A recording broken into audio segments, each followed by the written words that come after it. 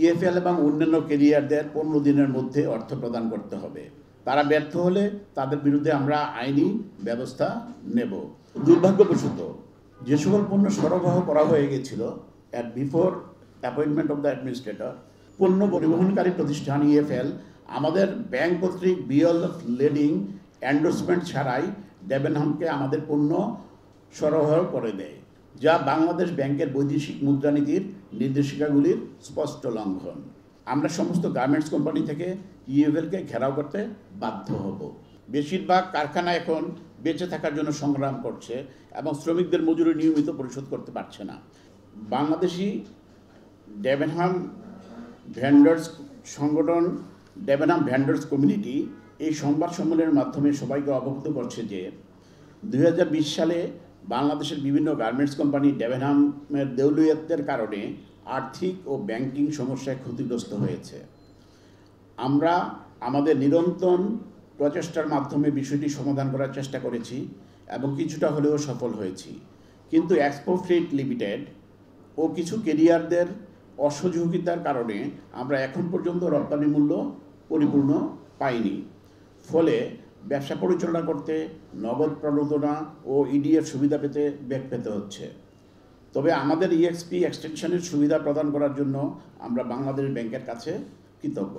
Actually আপনারা সবাই যেহেতু ইআরএফ এবং গার্মেন্টস সেক্টর এবং ব্যাংকিং সেক্টরের সাথে জড়িত, আপনারা সবাই জানেন যে ইএক্সপি যদি ওভারডিউ হয়ে যায় তখন অটোমেটিকলি আমরা অনেক সুবিধা এলসি করা থেকে আরম্ভ করে ক্যাশ ইনসেন্টিভ পাওয়া থেকে আরম্ভ করে ইডিএফ ফেসিলিটিস থেকে আরম্ভ করে সেটা আমরা পাই না, যেটা একটা যৌক্তিক কারণ ছিল, যার জন্য বাংলাদেশ ব্যাংক সেই 2020 সাল থেকে আজ পর্যন্ত আমাদেরকে বিভিন্ন সময়ে এক্সটেনশন দিয়ে গেছে, যার জন্য আমরা এখনও কোনো রকমে ব্যবসাটা পরিচালনা করে আসছি।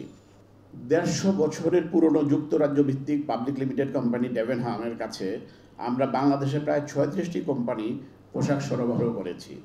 যেহেতু এটি যুক্তরাজ্য এবং আশেপাশের দেশগুলোর একটি অন্যতম স্বনামধন্য কোম্পানি ছিল, তাই আমরা বিক্রয় চুক্তির মাধ্যমে পণ্য বিক্রি করেছিলাম। শর্তানুযায়ী রপ্তানি কার্যক্রম সম্পন্ন হওয়ার এবং রপ্তানি মূল্য আদায়ের পর আমরা তাদের মনোনীত ফরওয়ার্ডার ইএফএলের কাছে বিল অফ লেডিং প্রদান করে থাকি। আমরা 1 দশক ধরে এইভাবে আমাদের দেশীয় পণ্য রপ্তানি করে আসছি। কিভাবে রপ্তানিগুলো হয় আপনারা অনেকেই জানেন, অনেকে হয়তো জানেন না। যেহেতু বিদেশি একটা ব্যাংকের সাথে বা বিদেশি একটা বায়ারের সাথে আমরা বাংলাদেশ থেকে কাজ করি, আমরা যখন আমাদের গুডসটা রেডি করে একটা কন্ট্রাক্টের মাধ্যমে হোক বা এলসির মাধ্যমে হোক, আমরা আমাদের গুডসটা রেডি করে তাদের যে নমিনেটেড ফরওয়ার্ডার আছে, এখানে হলো ইএফএল এক্সপো ফ্রেট লিমিটেড, ওনাদের কাছে যখন আমরা গুডসটা হ্যান্ড ওভার করি, ওনারা আমাদের একটা গুডস রিসিপ্টের এগেনস্টে একটা বিএল বিল অফ লেডিং দেয়। ওই বিএলটা যার কাছে থাকে সে হলো এই গুডসটার মালিক। তার এই বিএলটার এগেনস্টে আমি তাকে হ্যান্ড ওভার করলাম। শর্ত থাকে যে এই যে ক্যারিয়ার সে এটা আমার বায়ারের কাছে যে পৌঁছানোর পরে আমি আমার আইদার ব্যাংকের মাধ্যমে অথবা আমি যদি আগে টাকা পেয়ে যাই তাহলে আমরা সরাসরি ব্যাংকের থেকে এটাকে এন্ডোর্স করে যে we receive the money, you can deliver the goods, এটা বলে আমরা এটা আবার তাকে পাঠিয়ে দিই। তখন সে আবার বিএলটা রেখে গুডসগুলা যে বায়ার তার কাছে হ্যান্ড ওভার করে। এটা হলো আমাদের নর্মাল নিয়ম। এইভাবে আমরা গত 10 বছর যাবৎ আমরা এই কাজটা ডেবেনহামের সাথে এবং পৃথিবীর অন্যান্য বায়ারের সাথে করে আসছি। আপনারা জানেন কোভিড মহামারীর শুরুতে 9 এপ্রিল 2020-এ ডেবেনহাম পিএলসি তাদের দেউলিয়তের জন্য ইউকে আদালতে আবেদন করে এবং আদালত প্রশাসক নিয়োগ করেন। তখন আমরা বাংলাদেশি বিক্রেতারা একত্র হয়ে ডেবেনহাম ভেন্ডার্স কমিউনিটি, যা সংক্ষেপে ডিভিসি নামে পরিচিত, একটি সংগঠন গঠন করি। এই সংগঠনের মূল উদ্দেশ্য ছিল পারস্পরিক আলোচনা, যোগাযোগ, বকেয়া আদায়ের পাশাপাশি বন্দর ও ট্রানজিটে পড়ে থাকা পণ্যের ব্যাপারে সম্মিলিত সিদ্ধান্ত নেওয়া। আপনারা জানেন যে আমরা যখন একটা বায়ারের সাথে দীর্ঘদিন যাবৎ কাজ করি, শুধুমাত্র আমি একটা গুডস যে পাঠিয়ে দিলাম সেটাই শেষ না, তার কিন্তু সিরিজ অফ অর্ডার আমাদের সাথে থাকে। কোনোটা পোর্টে থাকে, কোনোটা তার স্টোরে থাকে, কোনোটা চিটাগাং পোর্টে থাকে, কোনোটা ট্রানজিটে থাকে, কোনোটা আমাদের ফ্যাক্টরিতে প্রোডাকশন অবস্থায় থাকে, কারণ এটা দীর্ঘ প্রক্রিয়া। ডেবেনহাম দেউলিয়ার হওয়ার কারণে আমরা তাৎক্ষণিকভাবে মোট ক্ষতির পরিমাণ বের করি, যা ছিল প্রায় 70 $7.48 মিলিয়ন, যার মধ্যে রপ্তানির জন্য প্রস্তুতকৃত পণ্য এবং রপ্তানির প্রক্রিয়াধীন পণ্য অন্তর্ভুক্ত ছিল। ডিবিসির পক্ষ থেকে ডেভেনহামের প্রশাসকের কাছে আমরা আমাদের দাবি উপস্থাপন করি এবং বকেয়া আদায়ের জন্য অনলাইন প্ল্যাটফর্ম জুমে আলোচনা করি এবং পোর্টে পড়ে থাকা ও পরিবহনে থাকা পণ্য আলোচনার মাধ্যমে প্রশাসকের নিকট বিক্রয়ের ব্যবস্থা করি। যে কেউ ব্যাংক্রাপসি, ইভেন ইন বাংলাদেশে আমি যদি ব্যাংক্রাপসি অ্যাক্টে বা ইনসলভেন্সি অ্যাক্টে আমি যদি অ্যাপ্লাই করি, একজন অ্যাডমিনিস্ট্রেটর বসাবে কোর্ট এবং অ্যাডমিনিস্ট্রেটর এগুলো সব দেখে টেকে যারা ফার্স্ট প্রায়োরিটিতে পাওনা দেয় না তাদেরকে দিয়ে ওইটা যদি রেস্কিউ করার চেষ্টা করে প্রথম, যদি না পারে তাহলে ডিজুলেশনে চলে যায়।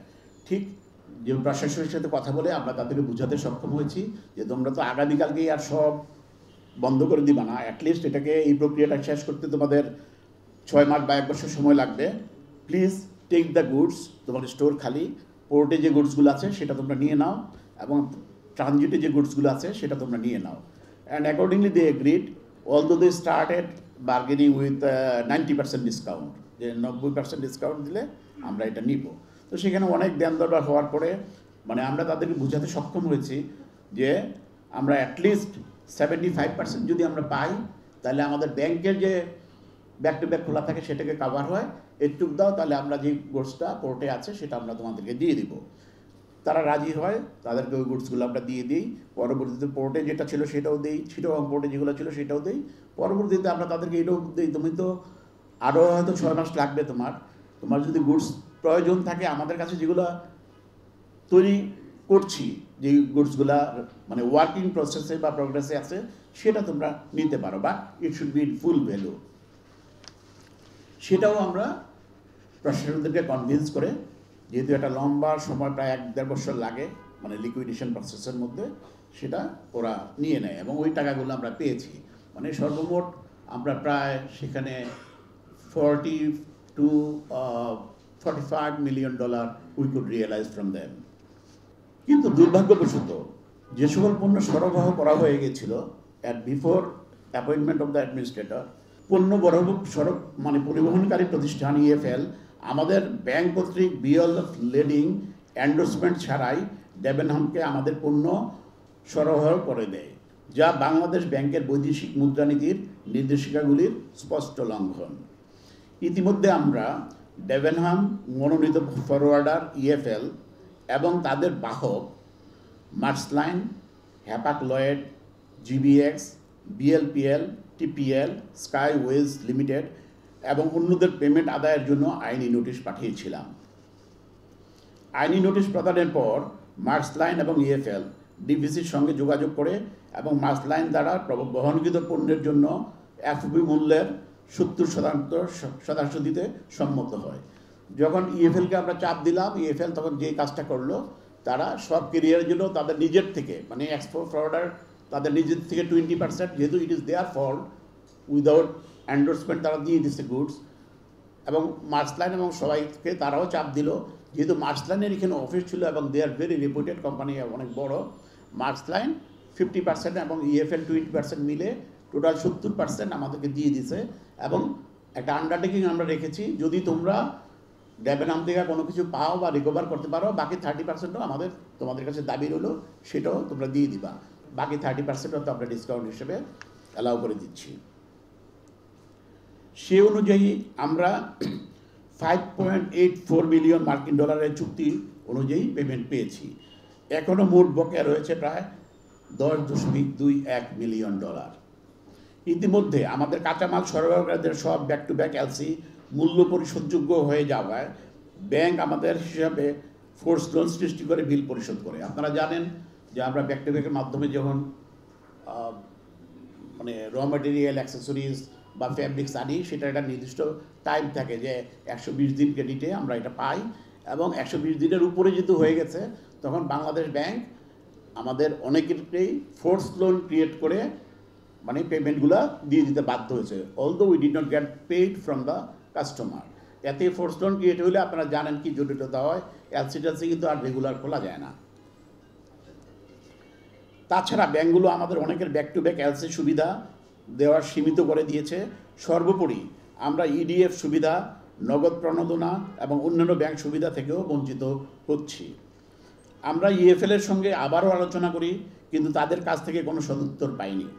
তারা গার্মেন্টস ইন্ডাস্ট্রির ভবিষ্যৎ এবং আমাদের কোম্পানির 1 লাখেরও বেশি শ্রমিকের জীবনের বিষয়টি টোটালি আমলে নিচ্ছে না। 2024 সালের 4 এপ্রিল আমরা ইএফএলের সব ক্যারিয়ারকে আবারও আইনি নোটিশ দিয়েছি, কিন্তু তারা এখনও আমাদের পাওনা পরিশোধ হতে বিরত আছে। আর এই খারাপ পরিস্থিতির কারণে আমরা তথা দেশের অর্থনীতি কীভাবে ক্ষতিগ্রস্ত হচ্ছে তা আপনাদের সবাইকে জানানোর জন্যই এই সংবাদ সম্মেলন ডাকা হয়েছে। বেশিরভাগ কারখানা এখন বেঁচে থাকার জন্য সংগ্রাম করছে এবং শ্রমিকদের মজুরি নিয়মিত পরিশোধ করতে পারছে না। এই সংবাদ সম্মেলনের মাধ্যমে আমরা বাংলাদেশ ব্যাংক, এনবিআর এবং অন্যদের অবহিত করতে আপনাদের সহযোগিতা কামনা করছি। এবং আমরা যদি আগামী 15 দিনের মধ্যে রপ্তানি মূল্য না পাই, তবে দেশের বেশিরভাগ কারখানা যারা ভুক্তভোগী আমরা শ্রমিকদের মজুরি পরিশোধের বিলম্বের কারণে বন্ধ হয়ে যেতে পারে এবং হাজার হাজার শ্রমিক বেকার হয়ে পড়বেন। শ্রমিকরা তাদের বেতন না পেলে ইএফএল অফিস ঘেরাওয়ের হুমকি দেন। আপনারা সকলেই জানেন আমরা ইএফএলকে আর সময় দেওয়ার অবস্থানে নেই, কারণ বেশিরভাগ কারখানায় শ্রমিকদের বেতন প্রদান করতে পারছে না। তাই আমরা সকল সংশ্লিষ্ট মিডিয়ার মাধ্যমে ইএফএলকে আমাদের নিম্নলিখিত পদক্ষেপগুলি জানাতে চাই। শুধু ইএফএল না, কারণ বাংলাদেশ ব্যাংক এখানে জড়িত, এনবিআর জড়িত, কাস্টমস জড়িত। ইএফএল এবং অন্যান্য ক্যারিয়ারদের 15 দিনের মধ্যে অর্থ প্রদান করতে হবে। তারা ব্যর্থ হলে তাদের বিরুদ্ধে আমরা আইনি ব্যবস্থা নেব। আমরা সমস্ত গার্মেন্টস কোম্পানি থেকে ইএফএলকে ঘেরাও করতে বাধ্য হব। এটা হলো আমাদের আগামী দিনের কর্মসূচি। ধন্যবাদ সবাইকে। আমার লিখিত বক্তব্য আমি এখানে শেষ করছি। সংবাদ, ফিচার ও অনুষ্ঠানের জন্য ভিজিট করুন সংবাদ প্রকাশের ওয়েবসাইট এবং যুক্ত থাকুন ফেসবুক পেজ ও ইউটিউব চ্যানেলের সঙ্গে।